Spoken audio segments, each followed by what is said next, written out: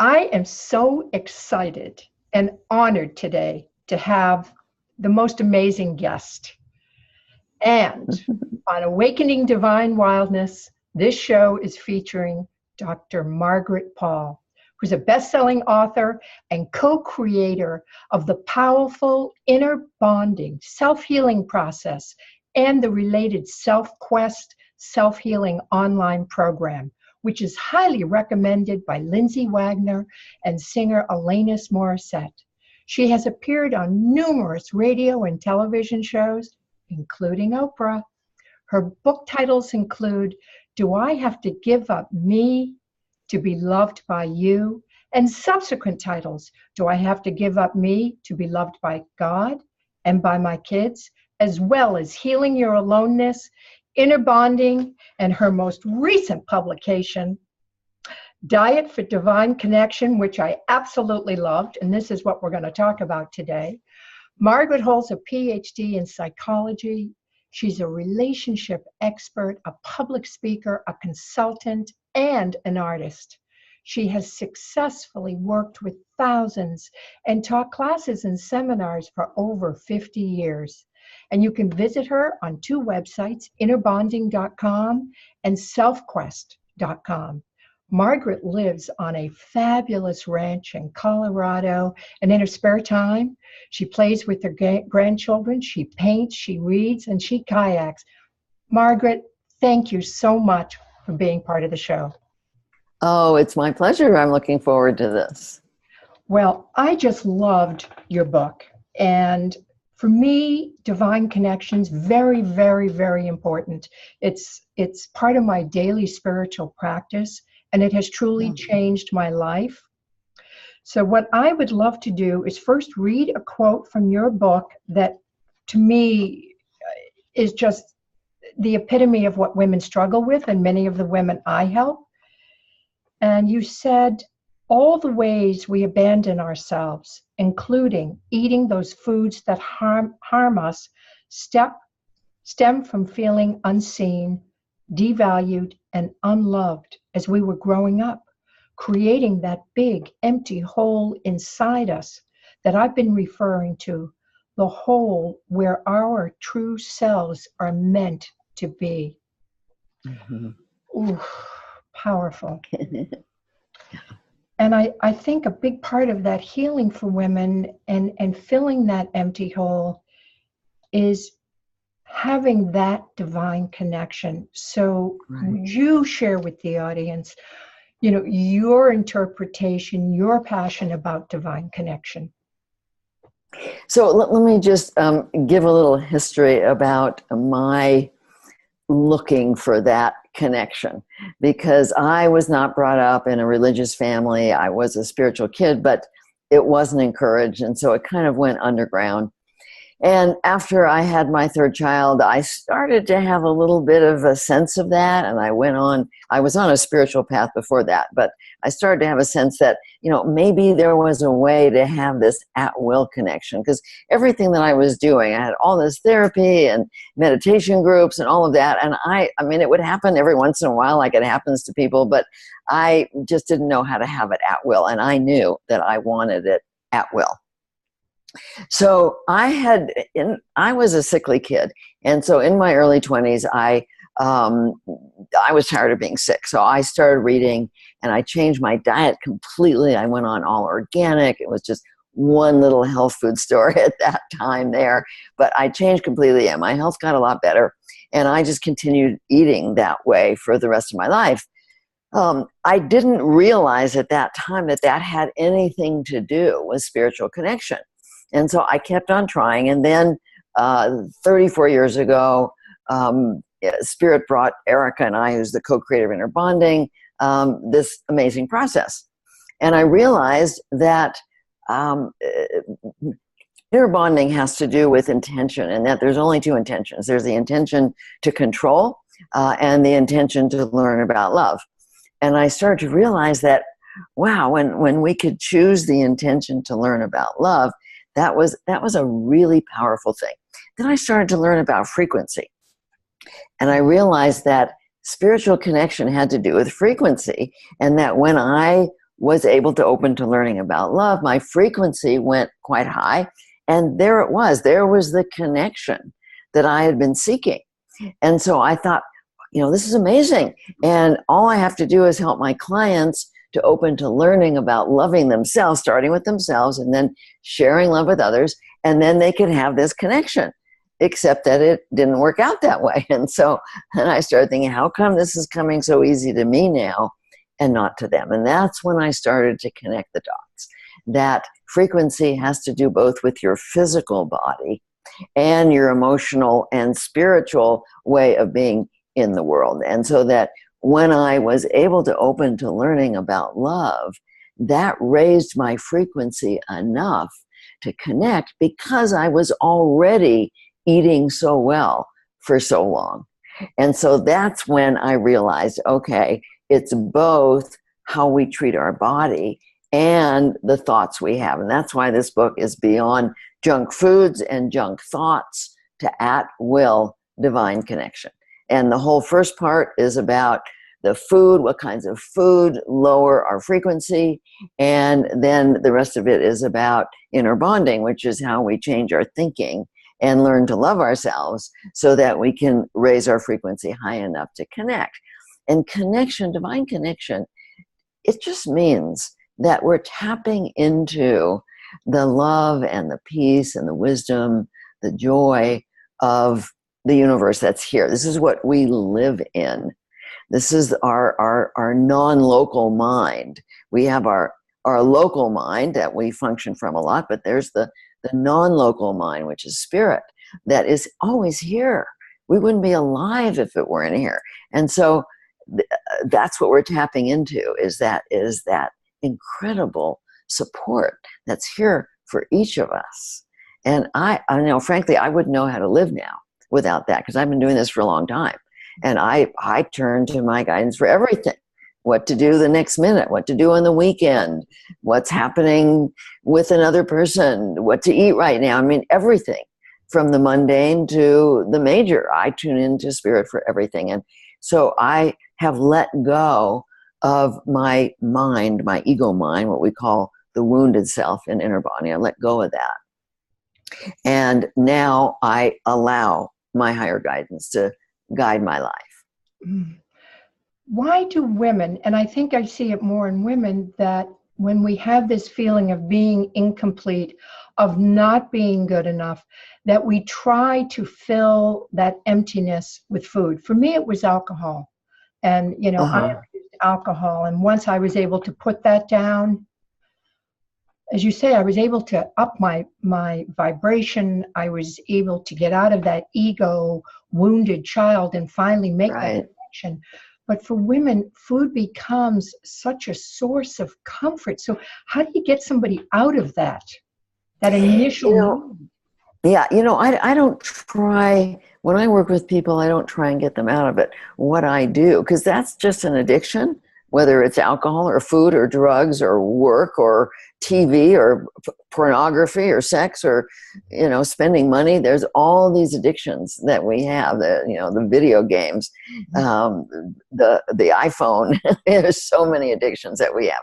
So I don't try and get people out of them. What I do is teach people how to connect with their feelings, because this emptiness comes from self-abandonment, like you were reading in my book, and that creates this emptiness. Self-abandonment creates emptiness inside. And what we're abandoning is our feelings, because we have not learned how to manage them. We don't learn when we're little kids how to manage the big pain of heartbreak, of being hurt by people or by life, of the helplessness over others who might be hurting us or themselves or the planet. We don't learn how to manage these feelings. And so we had to learn to avoid them. We had to learn all these ways of abandoning ourselves, which is how we learn to avoid all this pain. Because certainly most of us did not have parents who knew how to manage their pain or teach us how to manage our pain. So we had to avoid it. And so everything we now do, including our addictions, including the food, the junk food, is a way to avoid responsibility for our feelings avoid feeling our feelings. It's a way of numbing out so that we don't have to feel them when we don't know how to manage them. So what I do is I teach people the inner bonding process, which is learning how to lovingly manage and learn from all of our feelings, because our feelings have so much information for us. Every feeling has huge information for us about how we're treating ourselves, how others are treating us, what's happening. And we need to be able to tune in to these feelings and listen to what they're telling us, but we can only do it when we know how to lovingly manage them, and we can only lovingly manage them when we can connect to our higher guidance. And so what I do is I help people learn how to manage their feelings. I help them find the desire to raise their frequency high enough to access their divine connection so they can bring that love in. And as they have the desire for that, then they don't want to put junk foods in. They don't want to drink so much that their frequency is too low. In fact, at one of my 5-day intensives, one of the women said, as we were talking about this is the first time that I have heard of a very good reason for eating well. Oh. Because she says, I want to connect. I want to live with that connection. I want that love. I want that guidance. And that's going to motivate me to stop eating sugar and stop eating processed foods and stop drinking too much and all of that we do that lowers our frequency. I love your inner bonding process, and I would love it if you would go through the 6 steps so the listeners really understand it's not complex. This is something any of us can do. Yes, it is. I'd be happy to do that. So step 1 of inner bonding is that we have to become willing to feel our painful feelings. Because if we're not willing to feel them, we're going to avoid them with the food and the alcohol and everything else. And so we have to make a decision. Okay, I'm willing to feel my painful feelings. I'm willing to learn how to manage these feelings, willing to learn what they're here to teach me. I'm willing to take responsibility for my feelings. That's what step 1 is, willing to feel them and learn what it means to take responsibility, how we're abandoning ourselves, what we have to do with others to take responsibility for our feelings. So that means learning to stay present in our body, because our feelings are in our body. They're not in our mind. And one of the ways we've learned to abandon ourselves is to stay up here in our mind and ignore our body. And so step 1 is about learning to get inside our body. We teach people how to do that, how to get in their body and get present with their feelings. Then in step 2, this is about our intention. And we focus in our heart and we make a conscious decision that I want responsibility for my feelings. I want to learn what it means to be loving to myself. I want to learn what's in my highest good. And in this step, what we're doing in step 2 is we're becoming what we call a loving adult. And a loving adult is who we are when we're open to learning about loving ourselves and we're open to connecting with our higher source. And so it's simply a matter of saying, yes, I want to learn about what's loving to me, and I invite the presence of spirit into my heart, the love and compassion of spirit into my heart. And that's what creates a loving adult self. Now, of course, this takes practice. It doesn't just happen. You know, everybody has been practicing being in their ego-wounded self their whole life, trying to control everything and avoid their feelings. And so it takes practice to learn to be a loving adult. But the more you practice inner bonding, the more you develop the new neural pathways in your higher brain for the loving adult self. And like anything worth learning, it does take practice. Then in step 3, after we've decided we're open to learning and we feel connected, we have a dialogue. Like, let's say you're feeling depressed. So you have a dialogue where you're saying to that feeling part of you, which you can call an inner child or your soul, there's a lot of words for this feeling part of you. What am I doing? How am I treating you? What am I telling you that's causing you to be so depressed? We really want to know. We're open to learning. We really want to know. And then we go inside and we let that feeling part of ourselves, that inner child, speak to us. And that part might be saying, well, you're ignoring me all the time. You know, of course I'm depressed. You don't pay any attention. You don't even know I'm here. You stay up in your head and you shove me down with food and sugar or alcohol or drugs or being on your phone all the time or working all the time. You're just shoving me aside. You don't even know I'm here. You're not paying any attention to me, to what I'm feeling. Of course I'm depressed. What do you expect?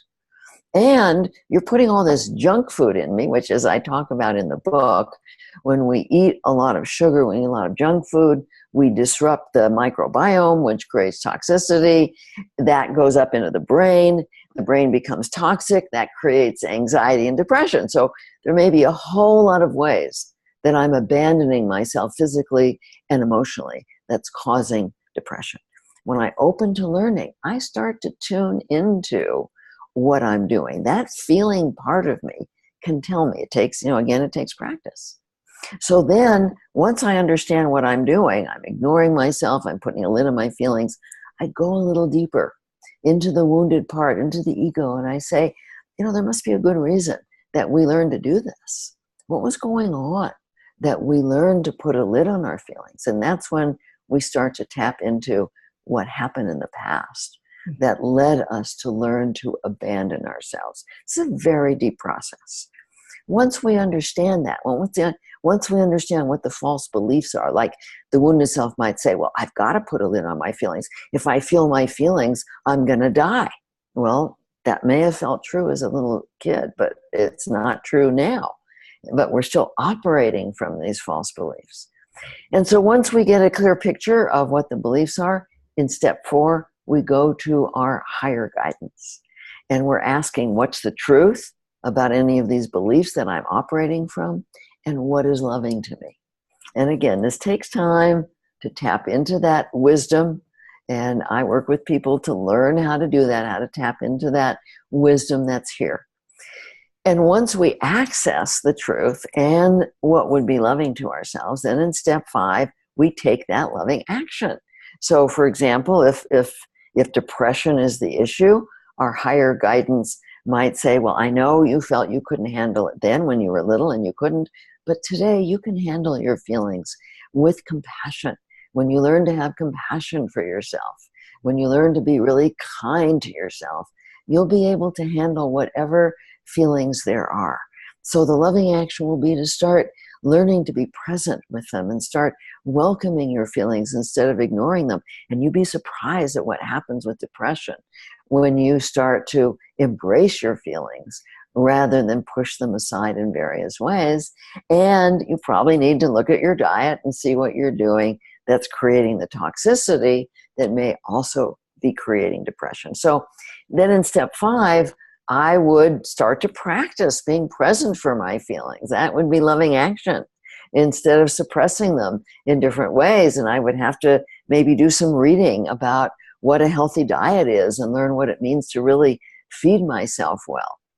And then in step 6, we evaluate, how am I feeling as a result of taking these loving actions? And if indeed we're taking a loving action, we're going to feel so much relief. And if depression is the issue, you will see that your depression lifts. You will no longer feel depressed if you're attending to your feelings. One of the things that I've learned about depression is that there's 3 major causes. One of them is unhealed childhood abuse. And so again, we're ignoring instead of attending to that. The other is current self-abandonment. And the third is junk food. So as we take the loving action, not only our depression heals, our anxiety heals, we find ourselves feeling so much more peace, so much more joy in our lives. We find ourselves being able to manifest what we want in our lives. Our relationships improve, and our addictions start to just naturally go away. What I loved about this book was the uniqueness of identifying how this toxic food shows up for us with depression, with the self-abandonment, and then encouraging women to really look at their feelings, because we're so prone to stuffing and pushing aside and putting the happy face on. I know I lived behind a mask most of my life. Right. Yeah. And until I was able to take that mask off and say, no, I'm not happy. No, I struggle with all these terrible thoughts about myself, this Right. self-condemnation. Right. I wasn't able to heal. I just wasn't able to get on the right path. But once I faced That's all right. of that, life Right. changed dramatically. That's right. That's right. And so this is a pathway. It's not the only pathway in life, but it is a very, very powerful pathway for doing that healing work. I know for me, it's been phenomenal because I was like you. I wore the mask. I gave myself up. I was a caretaker for everybody. At some point, even though I was eating well, I was getting really sick because you can't give yourself up all those years without getting sick. You know, at some point, my inner child said, okay, how sick do I have to make you before you're going to pay attention to me? Right. And so finally, I was 45 before I started inner bonding, and I had been caretaking my parents, my kids, my husband, and my clients, everybody. And I was completely worn out, and my immune system was giving way. And so for me, when inner bonding came in and I realized it came from spirit, and when it came in and I realized the power of this, I got very, very devoted to learning to love myself. And it changed everything in my life. I can hardly believe what happened with me as a result of inner bonding, because frankly, I am living my dream life. I absolutely love my life at this point. And most of the time, I'm just in so much joy and creativity. I have an enormous amount of energy, which amazes me because most of the people my age are sick and they're having, knee replacements and hip replacements. I'm going to be 79 soon, and I'm just filled with energy. And I'm 70, and I feel the same That's way. Great. That's Once great. I really learned to love myself. Yeah. I mean, I take such good care of myself now. My self-care is impeccable. Oh, that's fantastic. And I reassure myself every now and then when that wounded child, that little ego that's inside of me starts to whip me around and go, wait a minute. We have got this. We've got this. We know how to deal with this. And I think that's a big thing for women to make that connection to that wounded child. Don't be afraid to go there and befriend her and assure her and love her that, you've got this. You can do it. You will be okay. Right. Yeah. Yeah. But when I was letting go of my addiction to caretaking, because boy, that's maybe even harder than to food and alcohol is caretaking. I used to have to hold myself. I would hold myself and I would rock and I would say, I can handle this. I can handle this. I can handle this.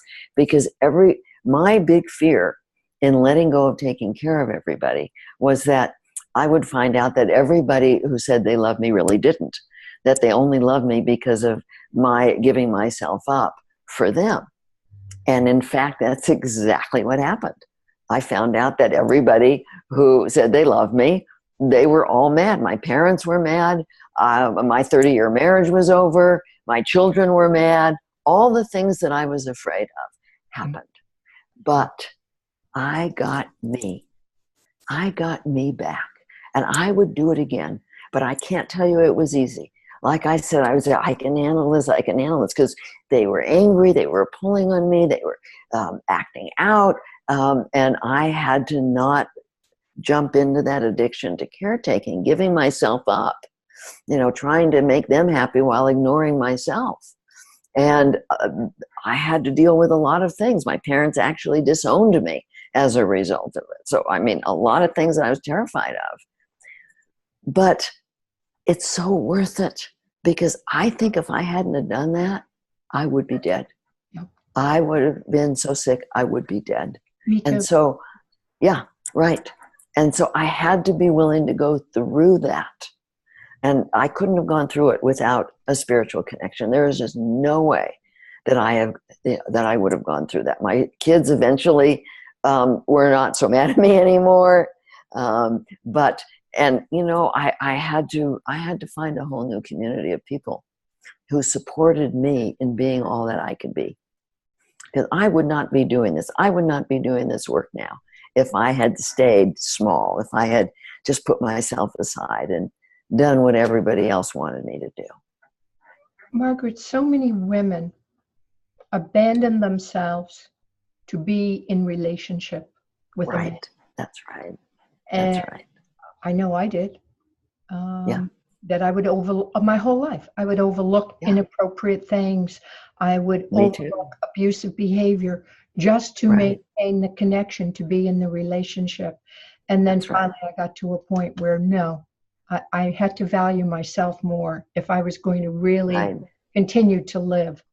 What advice can you give women about that? I mean, it's just, you see it every day. It's so prevalent that women get lost in you know, one of the things that was really helpful for me is that I made a decision at some point.